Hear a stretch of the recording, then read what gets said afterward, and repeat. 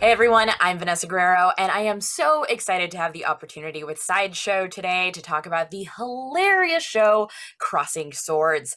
Now, I caught some of this back in last summer, and I cannot wait to get into the details of it. Now, joining us today, we have animation director Bradley Schaefer, Hi.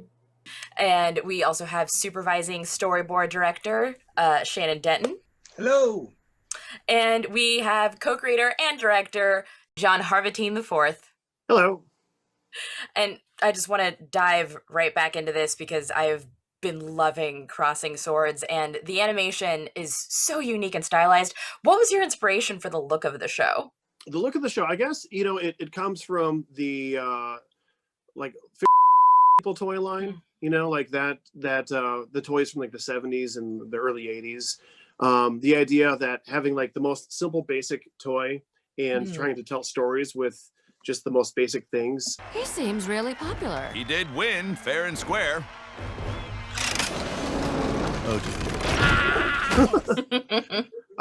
Yeah, so that was kind of the inspiration, was just using really rude and crude toys, and then as Brad knows, the challenge is taking those toys and trying to emote with them. That is the biggest challenge. It's also they only have one moving part. Their heads can only pivot left and right. And that's really the only moving part these puppets have, aside from their facial expressions. Oh! That could have been one of us! In hindsight, who cares about stupid awards? One articulation. Yeah.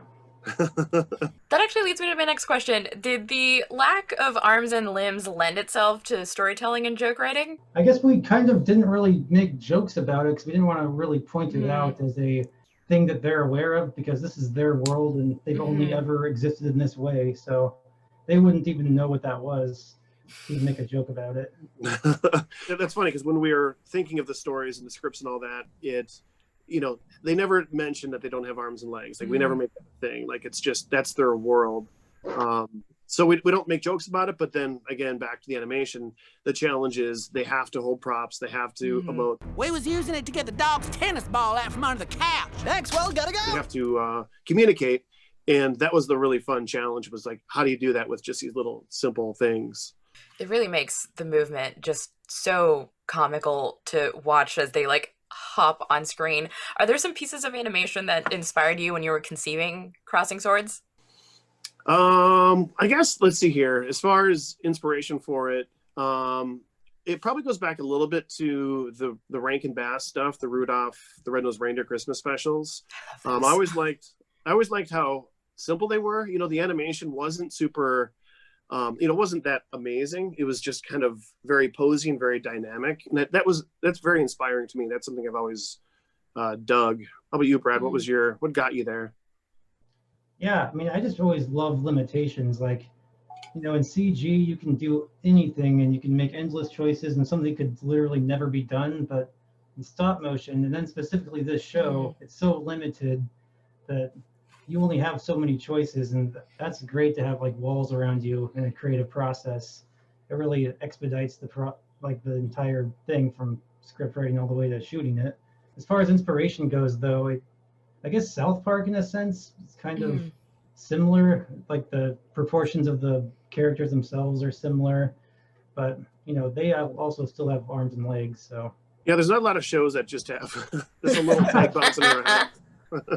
Yeah, I know definitely on the storyboarding side, like that was a challenge at first, because board artists were turning stuff in and we're like, that's all great, but we can't do that in this show. So it actually strengthened the storytelling, I think, because then we came up with new ways to move the camera around, to create emotion, to create the acting.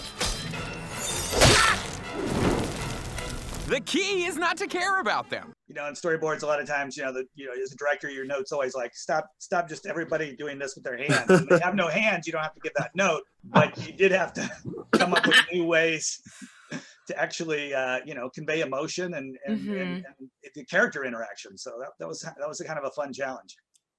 Shannon, what's kind of funny about that is like what we do, like we were talking with you with the show, it's like there's kind of the boards, and in stop motion, the boards are pretty simple. Like we don't really do a lot of, I don't know what you'd call it in the 2D or CG world. There's not a lot of acting in the boards. They're pretty, to the point. But what's funny with Shannon is like we still would have to have them do things a little bit that they couldn't normally do, because we need to communicate to Hulu and to Sony like what they're doing. Because if you just have just this little character like going this way or that way, like in a storyboard, you need a little bit more, like a little more bend, you know. And that's something that Shannon was able to do, is to like kind of cheat a little bit. Like you'd have the characters bend a little bit more than they'd actually do in the show. And then, you know, as animators, we'd take the stuff and we would, you know, get rid of the bend, but to communicate it to the client, you need to have a little more emotion in there. Exactly. Yeah, we did cheat a lot in the boards just so it's clear to the client, and then it's up to us on stages on the fly, all willy-nilly, to figure it out how we're actually going to communicate that, which is I find really fun. Like, I think that's fun, just showing up and figuring it out. You have like 15 minutes. How are we going to do this? And the team of animators are great. Like, they're very collaborative. They bring their own ideas of how to get things to read, how to get story points to be communicated in an effective way. Yeah, it was fun because we're an animation house, and boards for animation tend to be everything's spelled out. It's basically, this is what you're going to animate. And stop motion's a lot more like live action, where you've got actors on the set, only, you know, it's the director with the puppeteers. And, it's more tangible. They're adding a lot to it. So the boards tend to be in live action a little bit more. Here's the staging. We know you're gonna. We don't need to show Tom Cruise how to go kiss the girl. He's gonna handle that. We just need to show this is where he's standing, and this is where she's standing.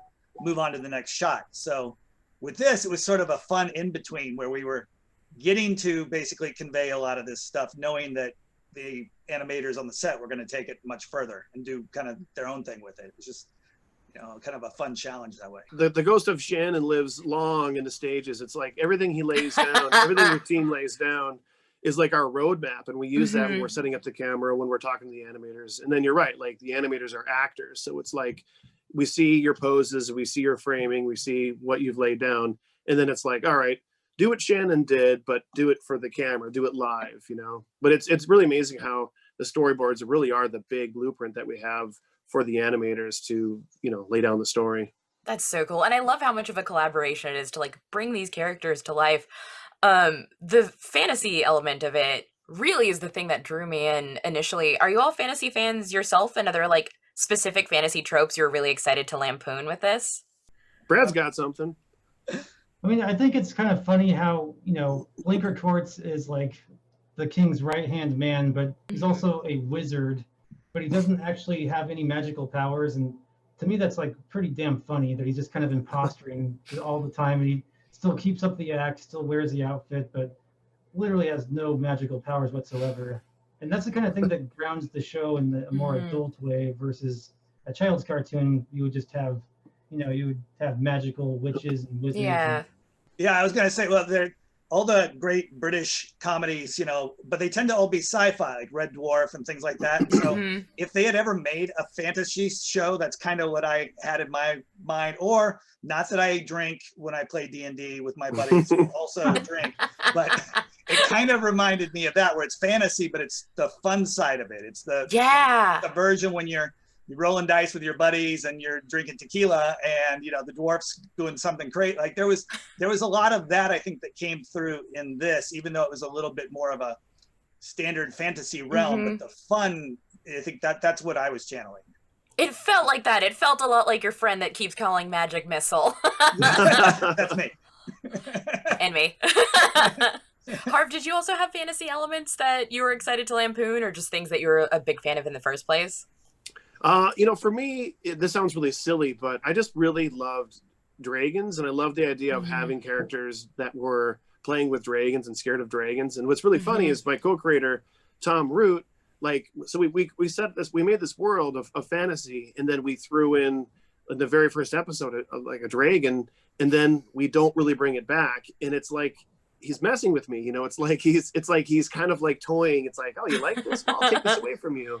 So it's, you know, hopefully we'll get many seasons of the show and we'll be able to bring that back. But it's, to me, that's really fun, is to have these like mythical beasts that can live, you know, like in the 7th episode of the first season, like having the Yetis and things like that. Like just having like bizarre characters is just really fun. Like it's a fun place to play. I loved the Yetis. They were so fun. Now, I wanted to ask, as someone that also watched a lot of Robot Chicken, Is there a big difference when you're telling something that's more episodic and sketch based versus something that like starts to become linear in terms of pacing? Yeah, that was the big Yeah. challenge. Is that obviously we come from Robot Chicken, and that's in our blood, and that's what we've done a lot of. So it was definitely a challenge to take characters and not just do a 30-second or 2-minute sketch about them, like you get in to get out. So it was really tricky for us to kind of sit back and think, like, how do we make these characters relatable? How do we make them so we care about them and root for them, and have it go over, season or seasons? So not something that we're used to, because like I said, we've done Robot Chicken for 11 seasons now.